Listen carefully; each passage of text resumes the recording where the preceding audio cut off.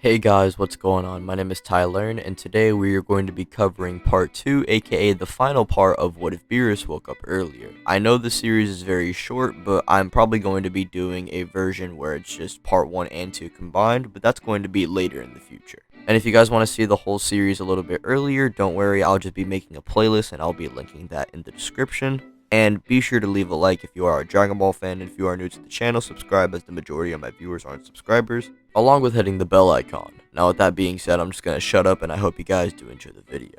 Hey, collecting rings like I'm Sonic. Bitches wanna party. Virus getting heavy, so I got 'em on a diet, yeah. Flex like I'm Hogan. Yobi's coming over, yeah. We respect.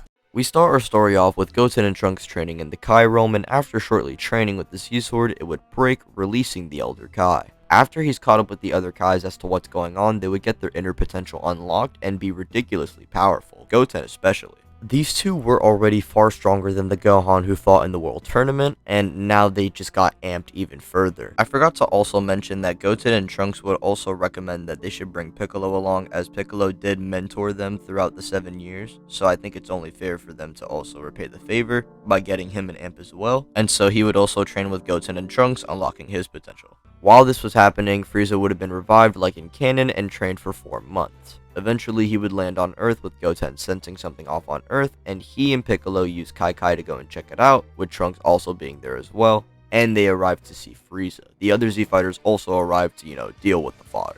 Goten, Piccolo, and Trunks all power up into their ultimate forms, and Goten would rush at Frieza while Piccolo takes on Togama, and Trunks would take on Shisami, and the rest deal with the fodder Frieza soldiers that are Raditz level, so they just easily take them out. Trunks would swiftly defeat Shisami along with Piccolo defeating Togama in this timeline, and Goten would force Frieza to using his final form, and he would then force Frieza to then use his golden form. However, I would still think Goten in this timeline could prove to be kind of at least a decent fight for Golden Frieza. I mean, think about it. He not only is stronger than Ultimate Gohan, he's been training constantly, and in general should just be getting more gains than Gohan ever did. However, for the sake of the video, I'll just say he's relative with Golden Frieza, but Golden Frieza can just output slightly more power. And in the end, Goku and Vegeta still teleport and arrive on the scene when sensing Goten's power.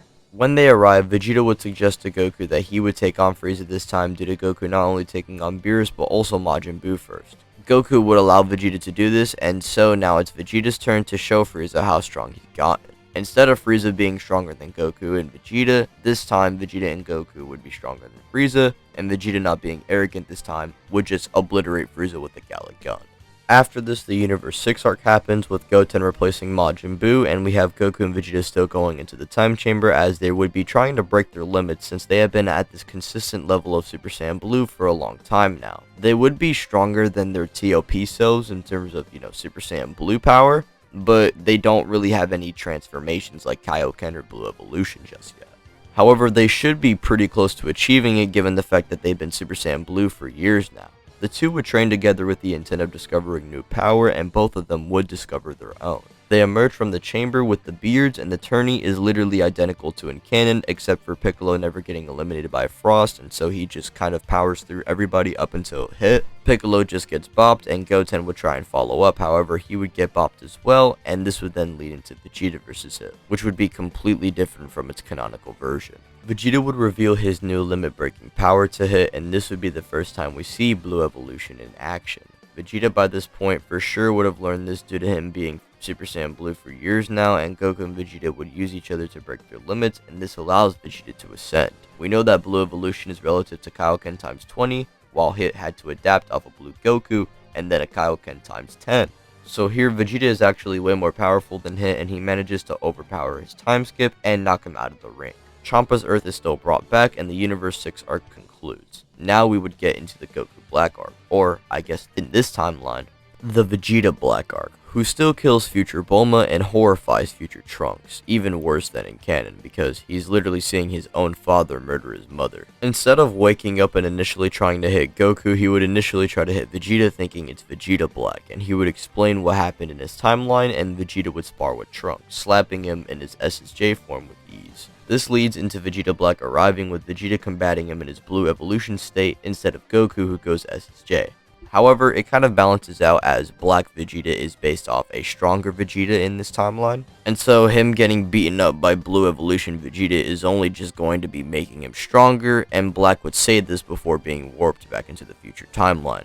Vegeta would be pissed off because he was just about to kill Black too. Goku, Beerus, and Whis still go out to Universe 10 while Vegeta and Trunks would train on Earth, and they would still head into the future timeline where they would then encounter Black, who in my opinion would have discovered the difference between God Ki and normal Ki, because he would definitely take note of Vegeta's form due to this form not only being used in the God tournament that he was watching with Gowasu, but also how he could sense Trunks' power when he transformed into a Super Saiyan, but this form of Vegeta's he couldn't sense. And like how I said, this only resulted in Black getting stronger, and this would lead into him also adapting and obtaining his own form. Not Super Saiyan Rose, a form even above that. An evolved state of Rose, or I guess you could call it Rose Evolution. Rose Evolution would prove to be too much for Blue Evolution Vegeta, and like in canon, Vegeta loses and Goku and Trunks get jumped, and Vegeta Black would also remark how he not only killed Vegeta's entire family, but also wiped out Goku's. Goku enraged would unleash the Kaioken times 20, as Trunks would also unlock a new power within him, which would be Super Saiyan Rage. This is because Vegeta Black mentioned the fact that, he killed Trunks' family personally, and Trunks isn't going to let this slide again. He's not going to be killing anyone else. Goku in his times 20 state would prove to be no match, and even Trunks tries to jump in, and Vegeta, even after recovering a little bit, tries to jump in, but even 3v1ing Rose Vegeta gets them nowhere. This leads into Trunks trying to stall and do his best against Zamasu, while Vegeta falls to Vegeta Black and reverts into his base form. Goku also falls into his base form, and Black just laughs, saying how he's going to be murdering Goku and Vegeta again. And maybe after they destroy this timeline, they could head into the present timeline and kill Vegeta and Goku's actual family. He seemingly kills them with a Rose Gallic gun that is too strong for Goku or Vegeta to try and hold back, and they are seemingly turned into dust, and this would enrage Trunks further, and he would get ready to die fighting these two. As this happens though, the area begins to rumble, with Goku then suddenly arriving in a blinding light. Trunks sees Goku in a state he's seen nothing like before, and Goku also is revealed to be holding Vegeta, showing that he grabbed himself and Vegeta out of the way of the blast. Somehow he managed to gain the strength to dodge this attack with ease, and now he's reached a level of power he never thought he could achieve. Goku would be trying to kill Rose Evolution Vegeta, and this version of Goku would prove to be even too much for Rose Evolution Vegeta himself, and as Vegeta is trying to adapt, Goku in his Ultra Instinct form is also adapting, meaning Vegeta doesn't have a way to progress above his opponent like Goku Black, and so Goku would inevitably kill him, and this would lead into the three of them still heading back into the present timeline to the future Zamasu being unkillable. However, they would all learn the Mafuba and not forget the pot, and eventually they go back and they would seal Zamasu. There's literally no way for them to get fused Zamasu, so that can't happen, and inevitably Zamasu is just going to be sealed, and no future Trunks timeline is destroyed here. Trunks thanks them for their help, and he would then depart off into his timeline. So after the Goku Black arc and everything leading up into the TOP, Goku would have been training with Whis trying to control his Ultra Instinct power, and the Goku and Hit rematch never happens. This tournament will be having the same team, except Gohan will be replaced by Goten, and Trunks in this timeline would be replacing Frieza. However, this doesn't really matter, and you'll see why here in a minute. Firstly, let's talk about how strong everybody is right now. Goku and Vegeta by this point would have surpassed their TOP selves, long surpassed them. I mean, Goku and Vegeta in all honesty should be rivaling that of Omen 3 Goku to having so many years to train with God Ki. And if you think that's a stretch, I disagree, at least for Goku's sake, because I think you can maybe argue Vegeta might not be that strong, but for Goku, I definitely disagree. I mean, we see how much stronger Goku gets after using Ultra Instinct, and after so much training on top of this boost, definitely think for Goku at least, it's possible. Things are really similar to in canon, except for Frost and Frieza obviously teaming up. Instead, Trunks and Goten probably take on Frost when Frost is trying to get revenge on Piccolo, but the kids would just take care of him this time, and they would also eliminate Vegeta and Botamo alongside with Frost. Our first real change comes when Goku first fights Jiren. Goku is able to force Jiren to use a lot more of his power due to his Kaioken Blue times 20 being relative with his Omen 3 state. However, he is overwhelmed in the end, and Goku would try to use the Universe 7 Spirit Bomb. Now, we know that Omen 3 Goku and Jiren were literally adapting off each other and just growing, and Jiren by the end was forced to use his absolute full power, so imagine Goku, who is already relative to the Goku who can force Jiren to use a lot of his power, now getting amped by Universe 7 and using a Spirit Bomb on top of this. Yeah, not looking too good for Jiren, and especially since he already exerted a lot of his power when already fighting Goku. With this Spirit Bomb, it would be more than enough to take on Jiren, and if Jiren somehow is able to deflect the Spirit Bomb back at Goku, we already know what happens then. He just goes Ultra Instinct and eliminates him. Regardless, Jiren's demise is inevitable, and I would definitely prefer if the Spirit Bomb defeated him here, because when in a scenario has that ever happened? Anyways, after this, Universe 7 can literally clean house. If Caulifla and Kale try to jump Goku, worst case scenario, Goku just goes Ultra Instinct against Kefla, or unironically, he can just use Kaioken times 20 blue to defeat them, or Vegeta can just intervene and defeat him himself. Other than Goku, Vegeta is the strongest on Universe 7 and is relative with the Goku that was pressing this version of Jiren, so he would be the second strongest in the tournament, and so he would just carry Universe 7 while Goku's fatigued.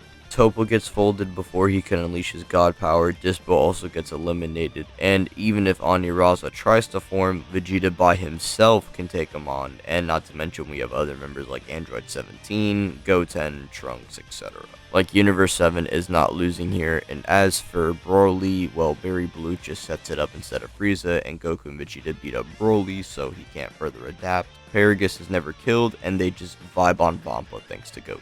Also, we could have Paragus and Vegeta settle their beef, with Vegeta saying he isn't his father, so Paragus shouldn't act like he is. And Moro unironically probably dies earlier before he can drain Goku or Vegeta, because they're just so much stronger. And as for the Granola arc, I don't really see too many changes occurring here due to him wishing himself to be the strongest, so yeah, I don't really see too many changes here, and I'm just going to be leaving the video off here for now, ladies and gentlemen, as the finale. If you did enjoy, be sure to leave a like, subscribe if you are new to the channel, hit the bell icon that way you are notified and updated when I upload, and follow me on Twitter, that will be linked in the description. Thank you guys so much for watching. My name is Tyler, I'll see you guys in the next one.